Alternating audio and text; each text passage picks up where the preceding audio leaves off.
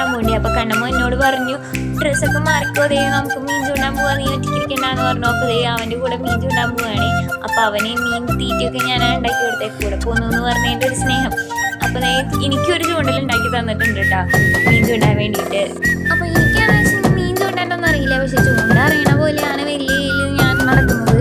ഞാൻ ഈ ഒരു സ്ഥലത്ത് മീൻ ചൂണ്ടാൻ വേണ്ടിയിട്ട് ഇട്ടു കേട്ടോ. അപ്പോൾ എനിക്ക് മീൻ കിട്ടുന്നുണ്ടായിരുന്നില്ല. അപ്പോൾ ഞാൻ വേറെ സ്ഥലത്ത് പോയിട്ട് മീൻ ചൂണ്ടായിരുന്നു. അപ്പോൾ അവിടെ തന്നെ വിളിച്ചു. ഞാൻ ആദ്യം ചൂണ്ടാനിരുന്ന സ്ഥലത്തേക്ക് അവരൊക്കെ വന്നു കേട്ടോ.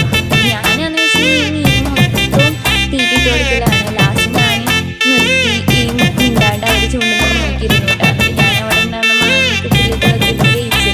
അപ്പോൾ ഞാനെന്ന് വെച്ചാൽ മീൻ ഇട്ടിരിക്കാൻ വേണ്ടിയിട്ട് കവറൊന്നും ഉണ്ടായിരുന്നില്ല. അപ്പോൾ ഞാൻ എവിടെയൊക്കെയോ പോയിട്ട് പറമ്പിൽ നിന്ന് കവറൊക്കെ തപ്പിയെടുത്തിട്ട് കൊണ്ട് മീനൊക്കെ ഇട്ടു കേട്ടോ. എന്നിട്ട് അവർക്ക് ചൂണ്ടിയിട്ട് ആകെ കിട്ടിയത് 2 മീനാണ്. ആ കിട്ടിയ മീൻ ഞങ്ങൾ കാക്കയ്ക്കൊക്കെ ഇട്ട് കൊടുത്തിട്ട് ഞങ്ങൾ പോന്നു കേട്ടോ തിരിച്ച് വീട്ടിലോട്ട്.